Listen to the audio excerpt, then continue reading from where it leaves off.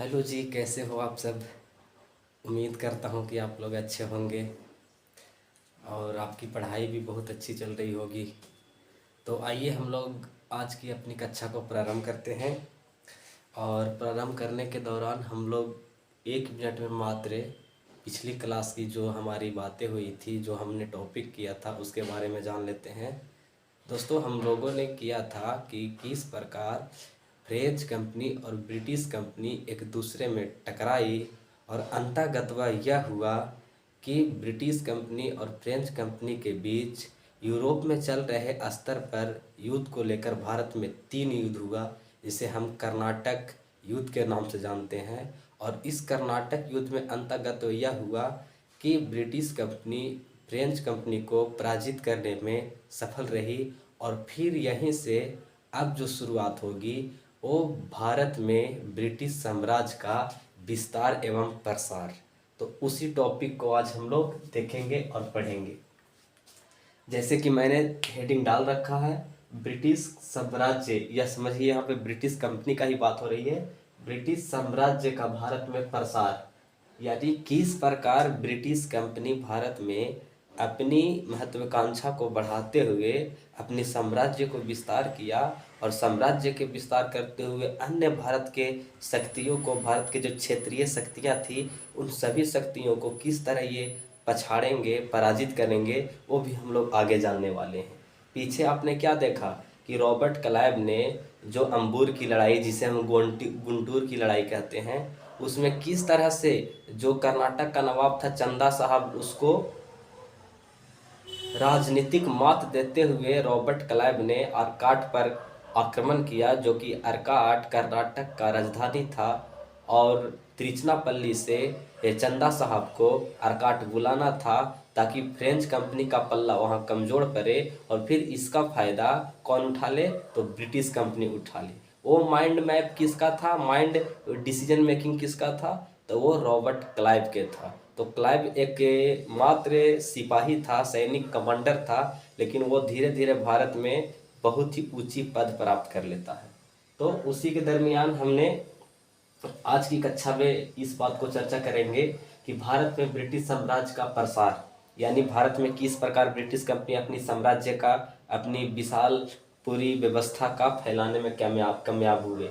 तो उसके दरमियान यदि आप हिस्ट्री का विद्यार्थी हैं, अगर आप हिस्ट्री पढ़ रहे हैं, दिस डेट आप किसी भी सब्जेक्ट का विद्यार्थी है या पढ़ रहे हैं, तो उसमें सबसे पहले इन सब बातों को बेसिक आपको समझ होना चाहिए कि कब, कहाँ, कौन, क्यों, कैसे और प्रभाव। इसको हम 5W बोलते हैं, 5W बोलते हैं। तो इसको कब, when, where, who, why, how, यानी इस चीज को आप समझिए कि when, where, who, why, how, यानी 5W। 5W अगर आप समझते हैं तो समझ लीजिए। मैं 5W 5 की पॉइंट है, इन की पॉइंट को आप याद रखें कि कब हुआ, कहाँ हुआ, कौन किया, क्यों किया, कैसे किया, और जब इन सभी गतिविधियां हुई तो इन गतिविधियों का जो प्रभाव है वो प्रभाव क्या निकला, उस क्षेत्र पर या किसी देश पर उसका इफेक्ट क्या पड़ा। तो इन सब चीजों को हम लोग विस्तार से जानने वाले हैं। तो यदि हम लोग कब के देखते हैं कि कब, तो कब में आप सीधा सीधी समझिए कि 1757 से, यानी 1757 से 1858 के बीच, इसके बीच में ही सारी गतिविधियां का निर्वहन किया है ब्रिटिश कंपनी। तो कब का मतलब ये हो गया एक शब्दों में कहाँ। तो कहाँ में आप देखिए कि कई क्षेत्रीय राजाओं को पराजित किया, विशेष तौर पर बंगाल, मराठा और मैसूर आदि आदि। क्योंकि जिस समय, आप समझिए कॉन्सेप्ट की बात, जिस समय ब्रिटिश कंपनी भारत में अपनी साम्राज्यवादी नीतियां अपनाई और अपना साम्राज्य के लिए अग्रसर वो बढ़ रही है, तो ब्रिटिश कंपनी ऐसा नहीं कि पूरे भारत पर अपना डोमिनेंस स्थापित कर लिया। ब्रिटिश कंपनी भारत जैसे कोई क्षेत्र को जीता ही नहीं। भारत में क्षेत्रीय शक्तियां थी, आपसी उन लोग का टकराव होता था, आपसी बिखराव होता था, उसी बिखराव का फायदा उठाते हुए ब्रिटिश कंपनी अपनी साम्राज्य की स्थापना करने में सफलता पाई। विशेष तौर पर देखिएगा कि बंगाल, मराठा, मैसूर, यहाँ से मेंस का प्रश्न बनते हैं, तो बंगाल और मराठा और मैसूर को विशेष तौर पर हम लोग देखेंगे। इसलिए अभी मात्र इतना जानिए कि कहाँ जीता, तो कई क्षेत्रीय राजाओं को पराजित किया। तो वो क्षेत्रीय राजाएं कौन थे, तो देखिएगा बंगाल में आपको नजर आएगा सिराजुद्दौला, उसी तरह से मराठा मैसूर में आपको हैदर अली, टीपू सुल्तान आदि नजर आएंगे। तो इन सबों को मेंस के पॉइंट व्यू से हम लोग अलग से पढ़ेंगे। इसलिए अभी कहाँ के बात आया तो आप इतना जान लीजिए। कहाँ अगर प्रश्न आए तो यहाँ पे आपको जरी सा भी कहने में हिचकिचाहट नहीं होना चाहिए कि भारत में कई क्षेत्रीय शासक थे जो आपसी टकराव के कारण, आपसी भेद के कारण आपसी बिखराव था। इसी का लाभ उठाया ब्रिटिश कंपनी।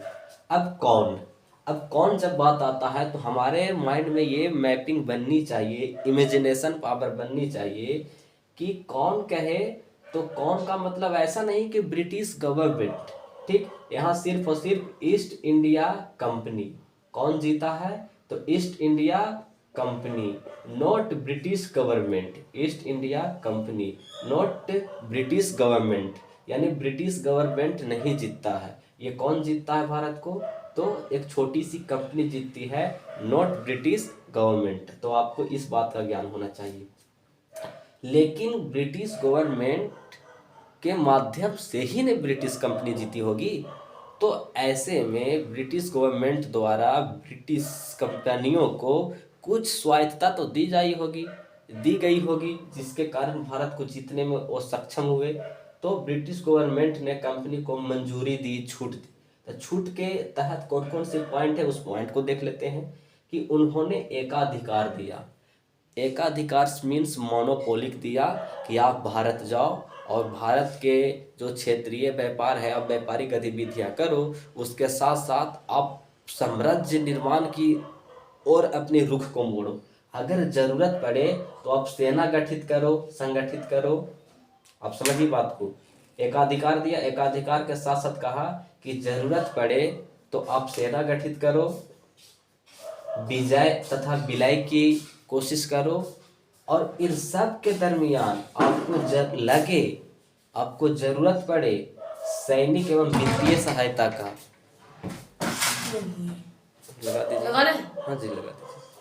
आपको अगर ज़रूरत पड़े कि मुझे सैन्य और फाइनेंशियल यानी पैसे चाहिए, तो आप हमसे ले लो। ऐसे में हम आपको सहायता देने के लिए तात्पर्य रहेंगे। तो आप इस तरह से देखिए, की पॉइंट हो गया जो आपको देखना है। और आगे देखिएगा तो इसी के दरमियान जो ब्रिटिश गवर्नमेंट थी वो कंपनी से लिया क्या, छूट दिया, पैसा दिया, सैन्य शक्ति दिया, लेकिन इसके बदले ब्रिटिश गवर्नमेंट लिया क्या, तो इसमें मात्र एक बात आपको याद रखना है कि ब्रिटिश गवर्नमेंट कही कि ब्रिटिश कंपनी को भारत में अगर कोई अचीवमेंट होती है, कोई उपलब्धियां हासिल होती है, तो वो सिर्फ और सिर्फ ब्रिटिश गवर्नमेंट के नाम पर ही हासिल होगी। यानी एक तरफ से आप देखिए तो ब्रिटिश कंपनी को ब्रिटिश गवर्नमेंट अपने अधीन करने का सोच रही है। इसका दूरदर्शी सोच है, ऐसा नहीं कि अदूरदर्शी है, दूरदर्शी सोच है, दूर का सोच रही है ब्रिटिश गवर्नमेंट। यानी क्या मैंने बताया कि लिया क्या, सब कुछ तो दिया ब्रिटिश गवर्नमेंट कंपनी को, लेकिन कंपनी से लिया क्या, तो लिया में आप मात्र इतना बात याद रखिए कि उन्होंने कहा कि भारत में कंपनी की अगर कोई उपलब्धियां हासिल होती है, कोई अचीवमेंट हासिल होती है, तो वो इंग्लैंड के नाम पर ही हासिल होगा। यानी हासिल करोगे आप, लेकिन पीछे आपके बागडोर जो है मेरे हाथ में है। तो ऐसे में कंपनी ने क्या किया कि इंग्लैंड के जो झंडा था यूनियन जैक, उसको क्या बोलते हैं, यूनियन जैक, इसका प्रयोग किया बहुत बड़े स्तर पर। तो ये बातें थी जो मैंने आपको यहाँ पे बताया। ये कंपनी का जीता कौन, उसके दरमियान ये। अब इसी के कड़ी में आगे देखिएगा तो आपको ये पता चलेगा कि क्यों जीता, आखिर क्यों जीता। इसके पीछे बहुत सारे हिस्टोरियन है विशेष तौर पर ब्रिटिश हिस्टोरियन, यूरोपियन हिस्टोरियन, वो कहते हैं कि हम तो व्यापारी थे, हम तो शांतिवादी लोग थे, प्रियवादी लोग थे, हमारी तो कोई योजना थी नहीं कि भारत को जीते। हमारा नीतियां व्यापारिक नीतियां थी, लेकिन भारतीयों ने हमें युद्ध में बार बार लपेटा, और यदि मेरे अंदर वो कुशलता थी कि हमने बार बार युद्ध को जीता, तो ऐसे में हम धीरे धीरे साम्राज्य की ओर अपना रुख मोड़ लिए। ये कौन कहते हैं, ये तर्क किसका है, ये स्टेटमेंट किसका है? तो यूरोपीय जो हिस्टोरियन है उसमें है, क्योंकि क्यों जीता इसके लेकर मतभेद है। तो ऐसे में यूरोपीय हिस्टोरियन कहते हैं हमारी कोई योजना थी नहीं, हम तो प्रियवादी लोग थे, शांतिवादी लोग थे, मानवतावादी लोग थे, हमें तो युद्ध में लपेटा गया, और मेरे अंदर वो कुशलता थी, वो मेरे अंदर स्ट्रेटजी थी कि हमें बार बार युद्ध में लपेटा गया और हमने बार बार युद्ध को जीता।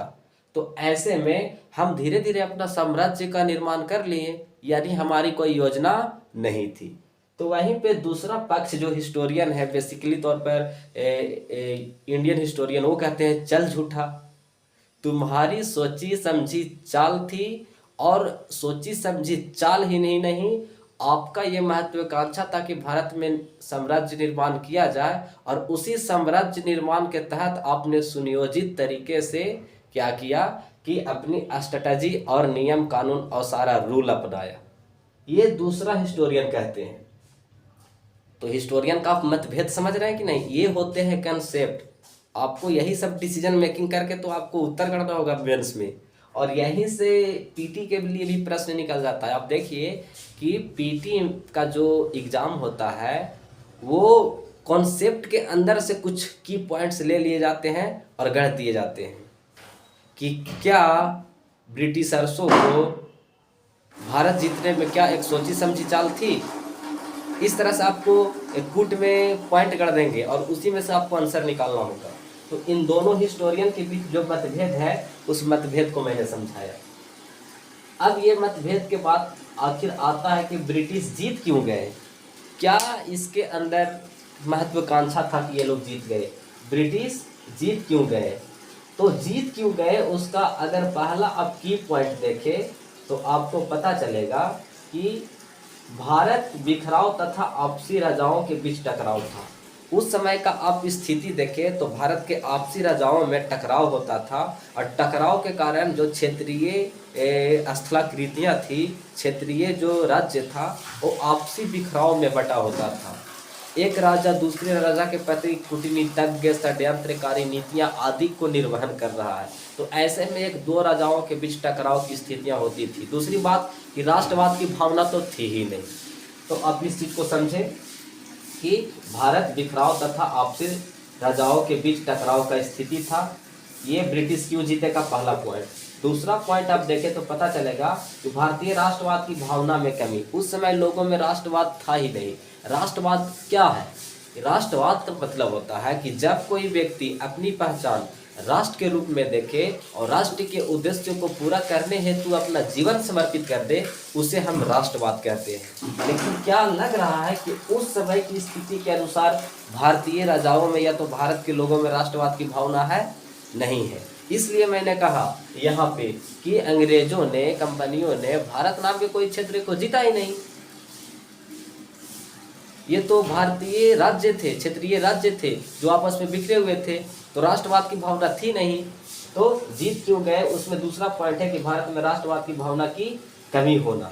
तीसरी बात देखिए कि जो ब्रिटिश कंपनी थी ये आधुनिक प्रतिनिधित्व, यानी जो ये प्रतिनिधित्व कर रही थी, जो मॉडर्न रिप्रेजेंट के तौर पर कर रही थी, उसके तहत आप देखिएगा कि आधुनिक पद्धति पर प्रशासनिक व्यवस्था, सैनिक यानी आर्मी व्यवस्था, नौसैनिक जो नेवी था वो भी लेटेस्ट वेपन्स और लेटेस्ट अचीवमेंट के तौर पर गठित था।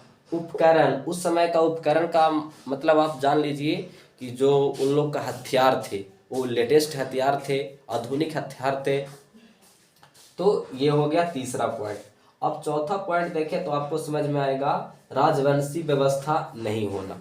आप देखिए कि ब्रिटिश कंपनी में ऐसा नहीं था कि पहले लॉर्ड हेस्टिंग आया तो उसका बेटा आएगा। ये जो सिस्टम है राजवंशी, वो वाली सिस्टम नहीं था। हर ऑफिसर्स को, हर ब्रिटिश ऑफिसर्स को एक कार्यकाल दिया जाता था कि लॉर्ड हेस्टिंग्स गया तो अभी वॉरेन हेस्टिंग्स आएगा, वॉरेन हेस्टिंग्स आया गया तो डलहौजी आया, कैनिंग आया। अब देखिए कि इस तरह से सारी जो ब्रिटिश ऑफिसर्स हैं योग्यता के अनुसार ही आ रहे हैं। और भारत में क्या था कि एक शासक है, उसका देहांत हुआ तो अगला शासक कौन बनेगा इसके लेकर आपसी टकराव होता था। तो देखिए, तो जब आप एक राजा का मृत्यु हुआ है तो शासक कौन बनेगा इसके लेकर आपसी टकराव है। और इसी आपसी टकराव में से अगर मान लिया जाए 10 को राजा बनने के तैयार है तो उसी 10 में से एक व्यक्ति को अगर अंग्रेज सपोर्ट करके राजा बना दिया तो माल लूट लेगा, अंग्रेज माल लूट लेगा कि नहीं। उसकी फिर सारी संपदाएं, क्योंकि कठपुतली शासक बन जाएगा, उससे संपदाएं प्राप्त होगी, धन प्राप्त होगा, विभिन्न प्रकार की उपयोगिता वस्तुएं प्राप्त होगी। तो क्या था कि ब्रिटिशर्सों में, कंपनियों में राजवंश व्यवस्था नहीं थी, यानी योग्यता के अनुसार ही लगा कि योग्य है तो योग्य व्यक्ति को ही यहाँ पे पूरा साम्राज्य का कार्यभार दिया जाता था। पांचवा पॉइंट देखें कि राष्ट्रवाद की भावना। ब्रिटिशर्सों में राष्ट्रवाद की भावना काफ़ी प्रबल थी। वो सिर्फ और सिर्फ सोचते थे कि हम अपने के लिए नहीं, हम देश के लिए करेंगे, इंग्लैंड के लिए करेंगे। और राष्ट्रवाद की भावना क्या होती है ये तो आप जानते हैं। जिस व्यक्ति में राष्ट्रवाद की भावना पनप जाती है, चाहे वो भगत सिंह हो या सुखदेव हो या तो चंद्रशेखर आज़ाद हो या तो फिर लाला लाजपत राय आदि लोग हो, गोली खाने से, फांसी चढ़ने से कभी अपने आप को कतराएंगे नहीं। क्या ज़रूरत थी कि असेंबली में भगत सिंह ने बम फेंका और बम फेंक कर वहाँ से भागा नहीं। अगर भगत सिंह भाग भी तो सकते थे। भगत सिंह का जब कोर्ट में केस चल रहा था तो भगत सिंह का वकील कहा कि हुजूर लॉर्ड, ये बच्चा है 18 साल का, इसको तो बम बनाने आता ही नहीं है।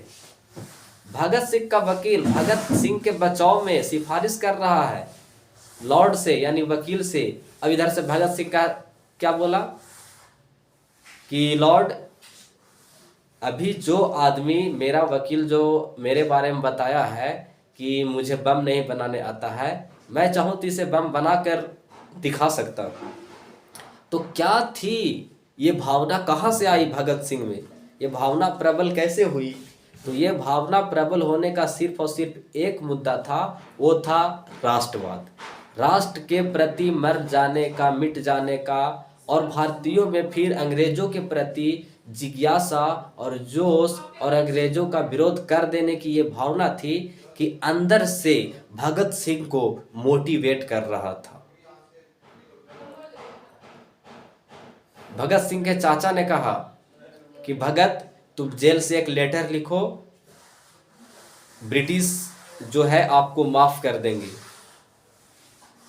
लेटर मैं कल लेने आऊँगा। और फिर जब सुबह भगत सिंह का चाचा जाते हैं कि भगत आप लेटर दो, मैं ब्रिटिश को दे आता हूँ, मैं आप विनती उनसे करूँगा, क्षमा याचना करूँगा कि आपको उम्र कैद का सज़ा दे दे, फांसी ना दे। अब जब इसका चाचा जाते हैं लेटर मांगने तो भगत कहता है कि मैं लेटर भेज दिया हूँ। और वो बेसिकली भेजा था, लेकिन उसमें क्या भेजा था, उसमें वही बात वो लिखा था कि आप जो हमें सज़ा दे रहे हैं ये सज़ा औचित्य रूप से सही नहीं है, लेकिन मैं इस सज़ा को कबूल कर रहा हूँ क्योंकि हमारे लोग सो रहे हैं और हमारे भारतवासियों में राष्ट्रवाद की भावना मुझे भरनी है। उस समय आप देखें तो भगत सिंह और गांधी जी एक बहुत बड़े भारत में चेहरा बन गए थे, बहुत बड़े पॉपुलर लीडर हो गए थे। अगर भगत सिंह विनती करता, क्षमा याचना करता ब्रिटिश के सामने कि मुझे उम्र कैद की सज़ा दे दिया जाए या मुझे माफ़ कर दिया जाए, तो ब्रिटिश दे सकती थी। लेकिन भगत सिंह का क्या ज़रूरत था कि उन्होंने मौत को गले लगाया, क्योंकि उसके अंदर वो राष्ट्रवाद की भावना पनप रही थी और उन्होंने गिरफ्तारी और फांसी इसलिए ले ली ताकि हम अगर मरे तो हमारे जो भारत के लोग हैं हमारे जैसा कई हजारों करोड़ भगत सिंह पैदा लेंगे। सोचिए, तो ये राष्ट्रवाद की भावना थी जो कि अंग्रेजों में ये राष्ट्रवाद की भावना पनप रही थी और भारतीयों में राष्ट्रवाद की भावना थी ही नहीं। तो ये क्यों जीते का पांचवा कारण। लास्ट कारण यदि मैं बताऊं तो आप ये देखिए कि सैनिक और आर्थिक सहायता।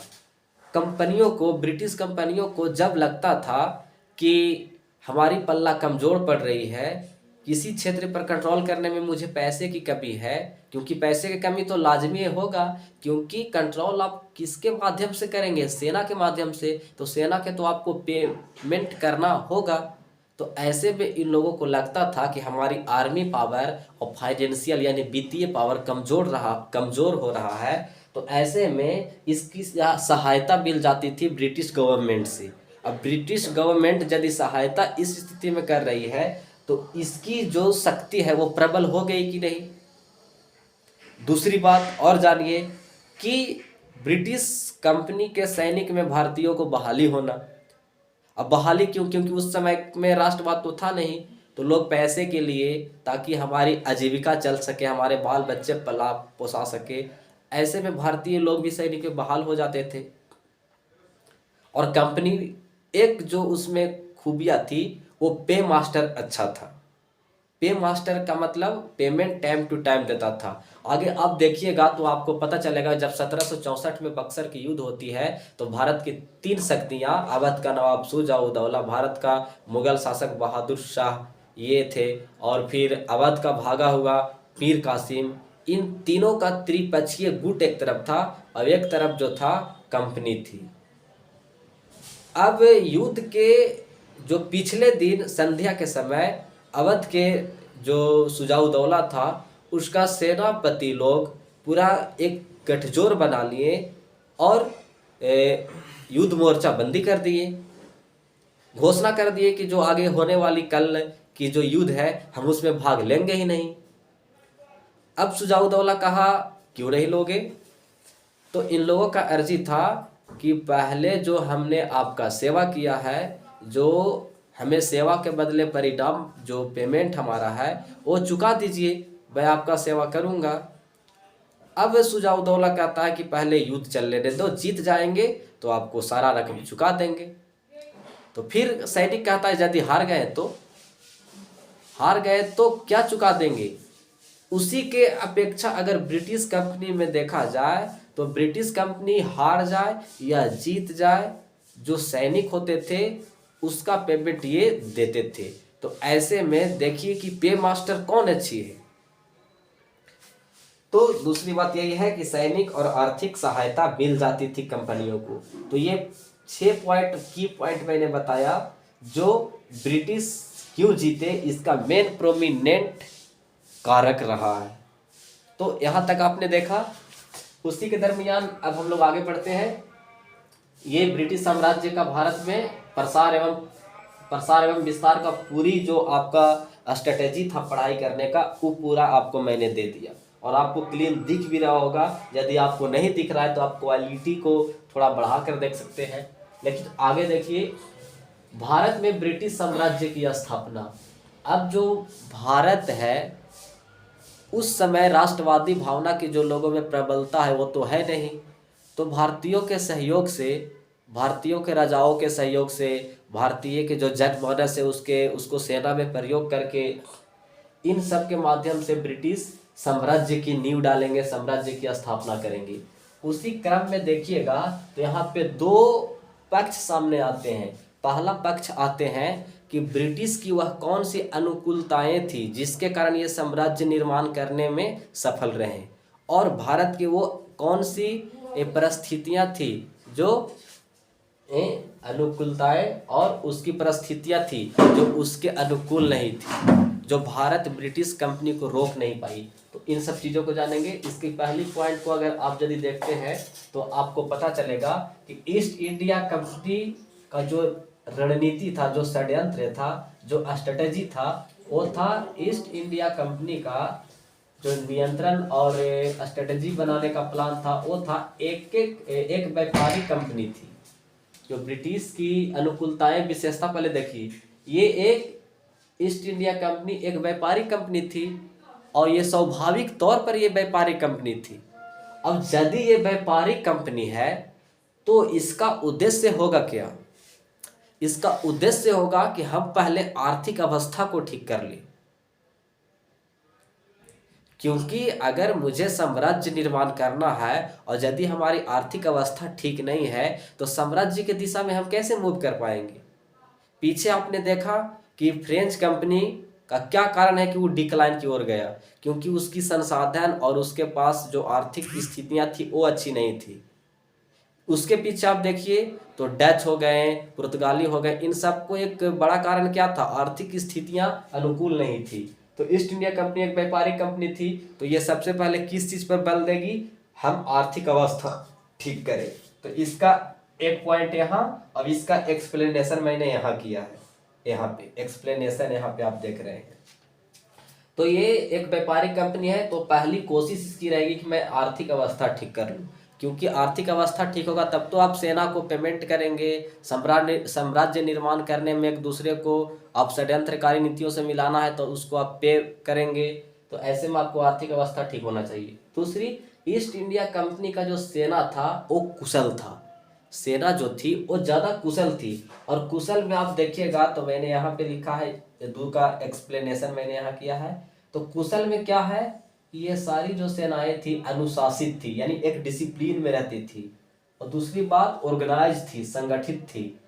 प्रशिक्षण इसको बहुत, ट्रेनिंग जो है बहुत अच्छा मिला था। उसके साथ साथ आधुनिक हथियार से लैस थे, यानी लेटेस्ट वेपन से ये लैस थे। और पॉइंट क्या है, ये नौसेना में बेहतर थे, यानी जो नेवी आर्मी था, नेवी फोर्स था, इसका बहुत ही उचित और बहुत ही सशक्त था। तो ये मैंने बता दिया।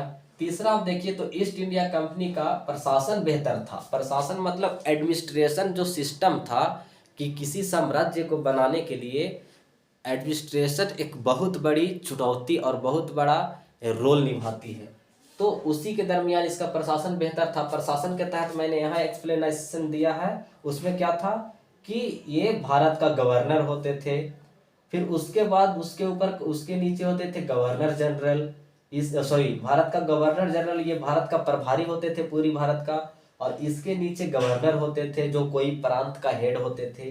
फिर उसके अंतर्गत देखिएगा तो आईसीएस होते थे, इंपेरियलिज्म सिविल सर्विसेज, जो उस समय आईएएस का एग्जाम अभी होता है उसी तरह से पहले आईसीएस होते थे, तो यानी इंडियन सिविल सर्विसेज भी इसको कह सकते हैं, लेकिन साम्राज्य का हेड होते थे इसलिए इंपेरियल सिविल सर्विसेज।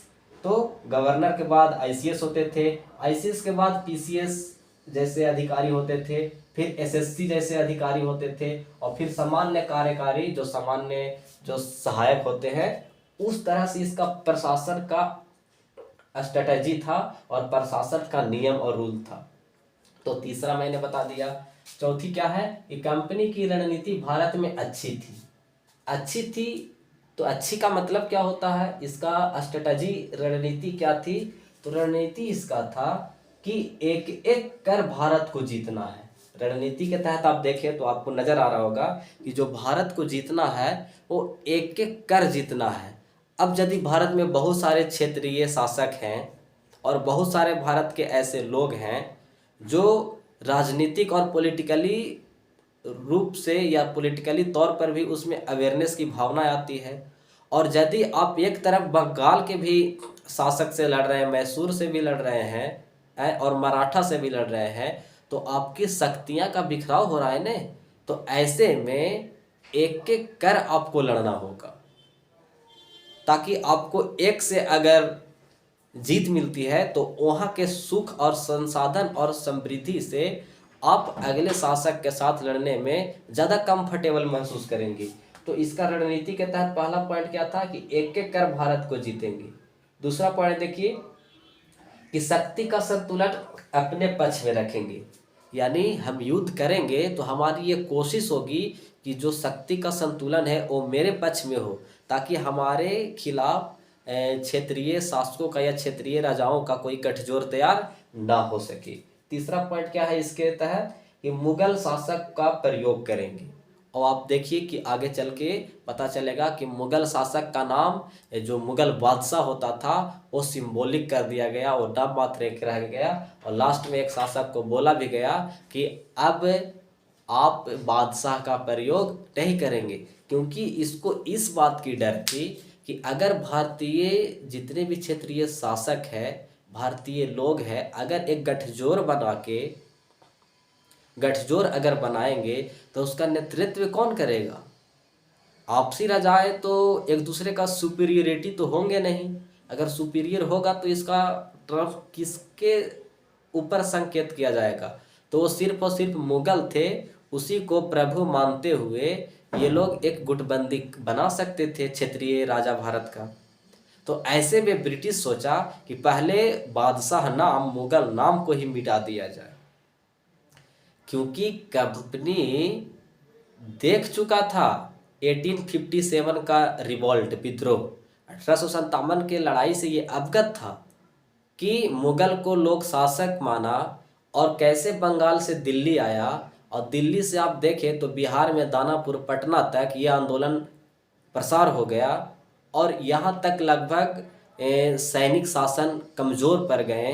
और इस समय जिस समय 1857 का रिवॉल्ट हुआ और बंगाल से दिल्ली आया, दिल्ली से दानापुर, बिहार, यूपी पूरा ये अंग्रेज़ों की शक्ति विहीन हो गई। इस समय अंग्रेज़ों का विदेशों से भी, इंग्लैंड से भी कोई सहायता नहीं मिली। और सहायता ना मिलने के कारण मात्र इतना था कि उस समय 1775 और 1782 के आसपास देखिएगा तो उस समय अमेरिका में क्रांति हो रहा था, क्योंकि इंग्लैंड का एक साम्राज्य अमेरिका भी तो उपनिवेश था ने, वहाँ पे क्रांति हो रही थी। तो कोई भी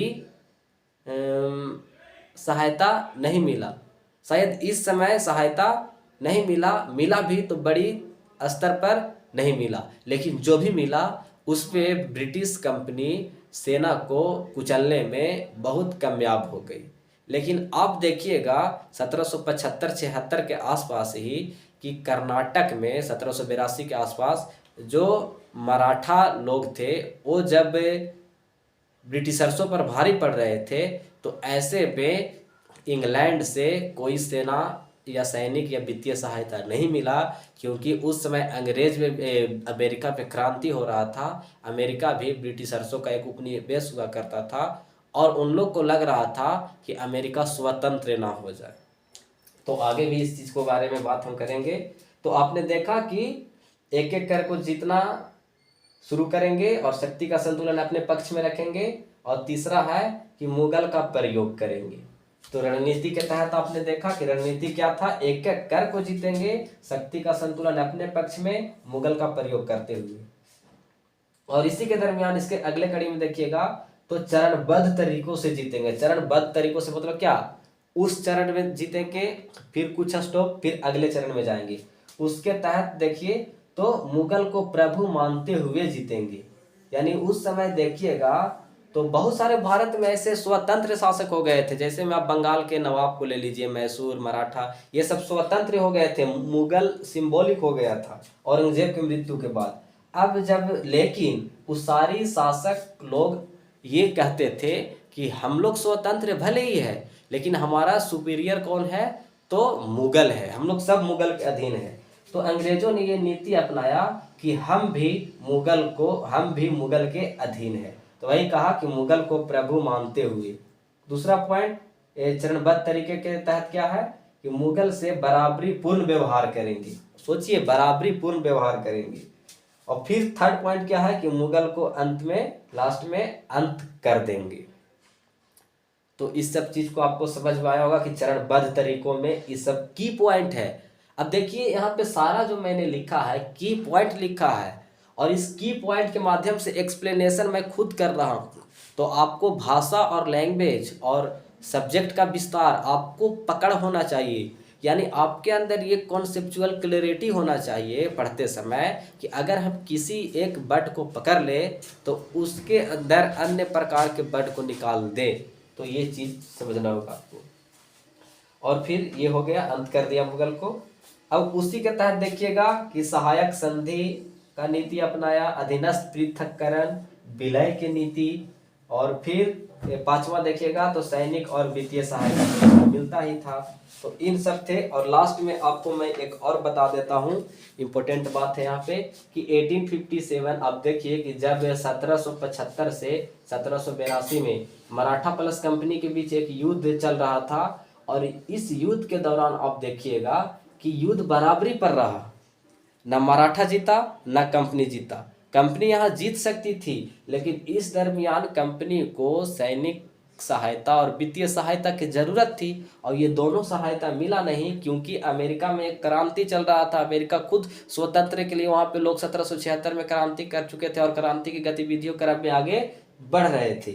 लेकिन आप ये देखिए कि जब ये युद्ध नहीं हुआ, युद्ध बराबरी पर छूटा, लेकिन जब 1857 का 1857 का रिवॉल्ट में जब अमेरिका शांत था, और जब ये रिवॉल्ट उमड़ गया, और ये रिवॉल्ट बंगाल से लेके यूपी, बिहार, और बिहार में पटना, दानापुर तक चला, और इस क्षेत्र में लगभग ब्रिटिश का जो प्रभाव था कमजोर दिखा, तो वैसे में 50,000 सैनिक सहायता कहाँ से आई? इंग्लैंड से, जिसके कारण ब्रिटिशर्सों ने इस युद्ध में आंदोलनकारियों को दमन करने में, संप्रेष करने में सहायक रहे। और उसी के दरमियान आप यहाँ पे देख लीजिए कौन जीता में देख लीजिए। एक मैंने त्रिभुज बनाया है, 3 कोने में बनाकर मैंने आपको बताया है कि जीतने का जो कंपनी था, जो ब्रिटिश गवर्नमेंट थी, वो जीतने का क्या दिया? परमिशन दिया। शायद नहीं दिख रही होगी तो मैं बोल दे रहा हूँ। एक तरफ है कि ब्रिटिश गवर्नमेंट जीतने का परमिशन दिया और कोऑपरेशन दिया, मतलब अनुमति दिया और सहायता दिया। दूसरी तरफ है कि कंपनी पर अपनी पकड़ बनाने के लिए उन्होंने कुछ नियम दर नियम प्रावधान लाते रहा, जैसे 1773 का रेगुलेटिंग एक्ट और 1858 का एक्ट। और इधर देखिएगा तो 1858 के एक्ट के तहत ब्रिटिश कंपनी को कहा कि अब आप जाइए और शासन मैं चलाऊंगा, और उसी के तहत गवर्नमेंट, जो ब्रिटिश गवर्नमेंट थी, वो अपनी शासन चलाना शुरू किया। और ये शासन चलाया कब? 1858 से 1947 तक।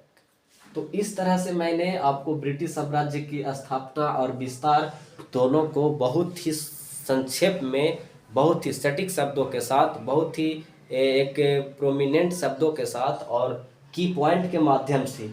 अब यदि आप चाहेंगे कि कोई पूरा मुझे लैंग्वेज बना के दे दे, तो भाई स्टेट पीसीएस और यूपीएससी जैसे एग्ज़ाम को यदि आप प्रिपेयर कर रहे हैं, जिसमें मेंस होती है, रिटेन होती है, कंसेप्चुअल क्लैरिटी के साथ फैक्ट और प्रीलिम्स में एग्ज़ाम में क्वेश्चन पूछे जाते हैं, तो ऐसे में आपके अंदर शब्दों का चयन भी होना चाहिए, एक अलग कंसेप्चुअल क्लैरिटी भी होना चाहिए। तो मैंने पूरी बात को समझा दिया, और इसके आगे हम लोग कल देखेंगे। आज के लिए यहीं तक। Thank you all of you. जय हिंद, जय भारत।